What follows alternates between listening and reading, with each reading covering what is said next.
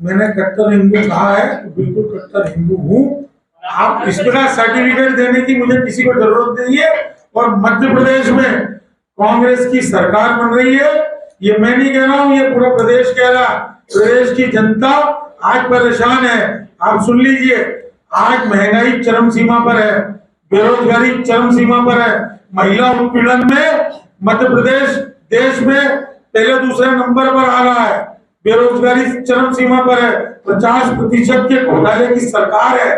अगर इस सरकार के खिलाफ आज पूरे मध्य प्रदेश की जनता वोट करने जा रही है, कांग्रेस पार्टी हमारे एक चेहरा है कमलनाथ जी, उनके नेतृत्व में हम लोग सरकार बना रहे हैं और 150 सीटों का दावा कर रहे हैं। 150 सीटें कांग्रेस लेके आएगी। भारतीय जनता पार्टी 150 से ऊपर सीट जीत के मध्य प्रदेश में फिर से एक बार सरकार बनाएगी।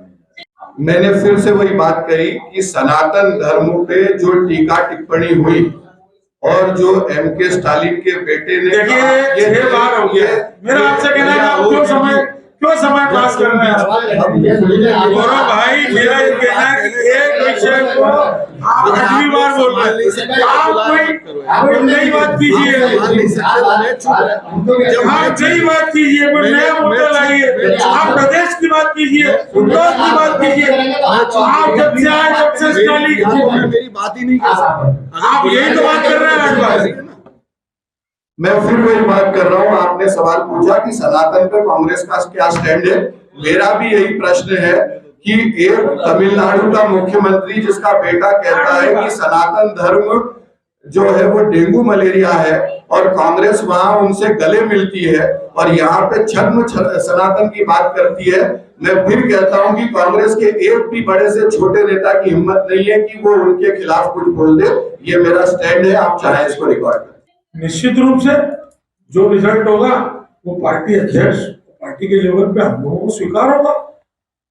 पर हमारी स्थिति हम लोगों को पता है, कांग्रेस पार्टी की इंदौर में हमारी 6 विधानसभा सीटें आती है मोटे रूप से। राहुल विधानसभा भी इंदौर में गिनी जाती है और इंदौर में लगभग 8 नगर निगम के वार्ड इंदौर में राहुल विधानसभा के भी आते हैं। हम 6 विधानसभा मान के चले और बिल्कुल नैतिक जवाबदारी पार्टी अध्यक्ष की रहती है। दो कौन सी स्वीकार दो कौन सी जवाब मान रहे हैं? नहीं, मैंने अभी कहा बोलता आप बोल रहे हैं? नहीं, मैं ये कह रहा हूँ कि इंदौर की 6 विधानसभा सीटें शहरी क्षेत्र की आती हैं। मैंने जीत और हार की बात नहीं की, मैंने नैतिकता की बात की है। जो चौकसे जी ने सवाल किया है, मैंने जरूर उठाया कि नैतिकता तो शहर अध्यक्ष की रहती है, नैतिक जवाबदारी उसी की रहेगी। और निश्चित रूप से हमारी सभी सीटों पर बहुत अच्छा स्थिति में हम लोग हैं और लगभग सभी सीटें कांग्रेस पार्टी जीतेगी। मेरा इस्तीफा या मेरा रहना ये मेरे संगठन पे रहे, पहली बात। दूसरी बात, मैं बहुत जवाबदारी से कहता हूं कि इंदौर की 6 सीट जिसमें 1485 पोलिंग बूथ आते हैं, उन 1485 पोलिंग बूथ पे भारतीय जनता पार्टी अपना कमल खिलाने जा रही है।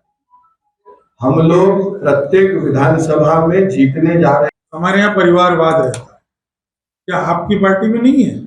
3 नंबर से कौन विधायक बने थे आप सबको पता है। 4 नंबर से कौन टिकट मांग रहे थे, विरोध हुआ, नहीं दिया गया, आपको पता है।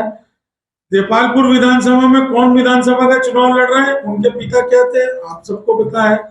सावंत सोनकर जी भारतीय जनता पार्टी में किनके पुत्र हैं, किनके परिवार हैं, आपको पता है। और जहां तक आप मेरी बात कर रहे हैं कि मेरे पिता बड़े नेता थे, मैंने नाम नहीं लिया, पर आपने मेरे को आपने कहा कि मेरे पिता बड़े नेता थे। मेरे पिता 1967 में कांग्रेस का कम्युनिस्ट पार्टी का चुनाव लड़के जीत के पार्षद बने थे। आपके जैसे पैराशूट एंट्री नहीं हुई है उनकी। 1 मिनट मेरी बात हो जाती, मैंने आपकी बात नहीं काटी थी, सुन लीजिए। 1993 में और 1983 में और 1994 में मेरे चाचा सुधाकर सिंह जी को जनता ने चुना था। आपके जैसे पैराशूट से नहीं आए थे।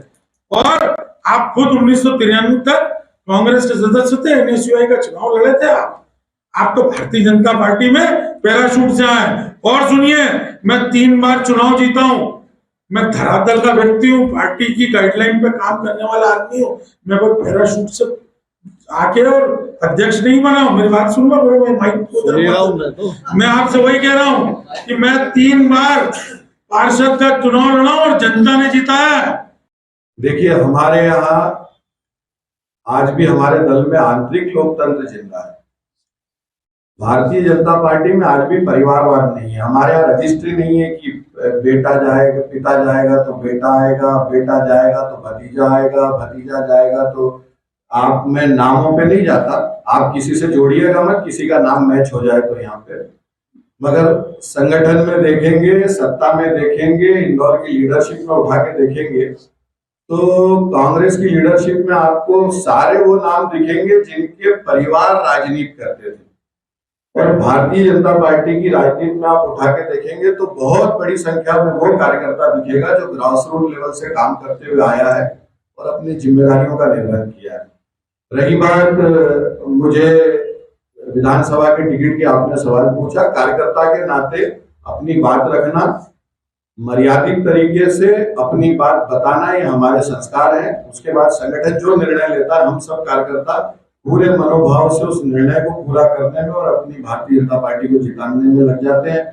मगर मैंने जो कहा उसको भी आप जोड़िएगा कि कांग्रेस की लिस्ट उठा के देखिए, संगठन की हो चाहे सत्ता की हो, परिवारवाद से ग्रसित सूची आपको ध्यान में आएगी। मैं किसी व्यक्ति पे नहीं जाता, मेरे स्वभाव में भी नहीं है, मगर क्योंकि उनके पिताजी बड़े नेता थे इसलिए बेटे भी बड़े नेता हैं, क्योंकि उनके चाचा बड़े नेता थे इसलिए वो भी बड़े नेता है, क्योंकि उनके बड़े भाई बड़े नेता थे इसलिए उनको मिला।